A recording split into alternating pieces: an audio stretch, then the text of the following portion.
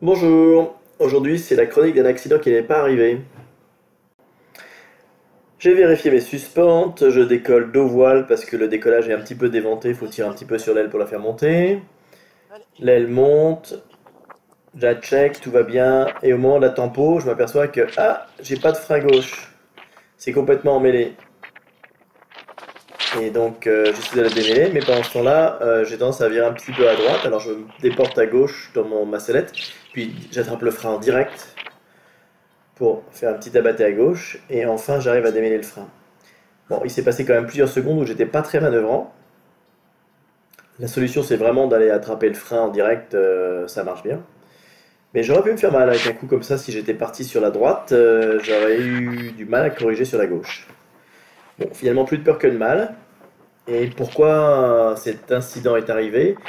Eh ben parce que j'ai raté un premier décollage, j'ai redéplacé mon aile et j'ai dû emmêler les freins à ce moment-là parce que c'était clair au départ la première fois que j'avais voulu décoller.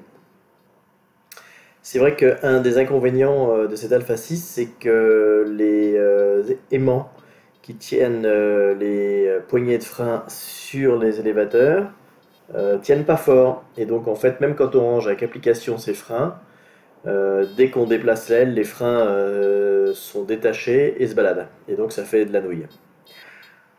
Bon, sinon c'est sympa, il y a un petit peu d'air, il est 19 heures, il y a encore pas mal de petites turbulences d'ascendant. Et donc ça grimpe fort. Et ensuite j'ai pu profiter de mon vol tranquillement. Mais bon, c'est un petit peu angoissant de décoller sans son frein gauche. Il est 19 heures, un peu à passer. On n'est plus que deux dans le circuit. Parce que les conditions étaient bonnes toute la journée. Donc les écoles se sont usées et ont fini par rentrer. Donc c'est tranquille parce qu'au moins il n'y a pas beaucoup de risques de collision là. Après ça, il y a quand même 15-20 km/h de vent, donc il faut faire attention à ne pas se faire passer par-dessus la colline. Et l'idée, c'est pas de prolonger le vol non plus pendant des heures, parce que il vaut mieux se poser 2 jours. Et donc rapidement, je vais attraper l'accélérateur pour me dégager de la zone où ça monte bien, pour aller dans la zone où ça monte moins, et faire ma descente.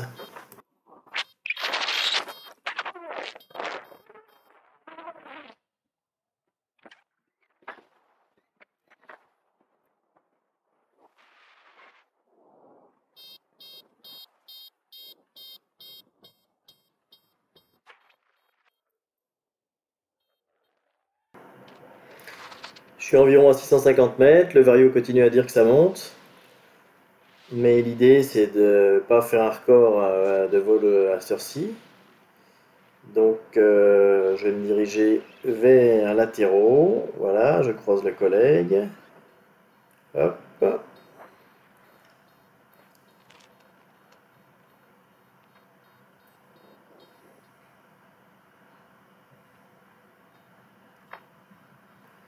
Et hop, j'attrape le frein. Toc. Alors là, je suis sur l'anse qui permet d'attraper le frein, donc il n'est pas bien tendu. Ensuite, pour vraiment qu'il y ait de l'effet, je vais attraper le barreau. Je fais exprès de cadrer sur les pieds. Voilà. Là, ça commence à accélérer, on entend aux oreilles, hein, ça. J'ai mis la réduction de souffle, alors on n'entend pas trop les bruits du vent, mais ça commence à siffler un peu dans les oreilles parce que la voile a bien accéléré. Et même tout à l'heure, pour aller encore un petit peu plus vite, je vais prendre le barreau en pointe de pied, ce qui fait que les poulies sont complètement à touche-touche. Là, je peux pas faire mieux avec ce frein-là. Et donc, l'atterrissage est dans l'axe là actuellement. Voilà, il est exactement dans l'axe de ma trajectoire.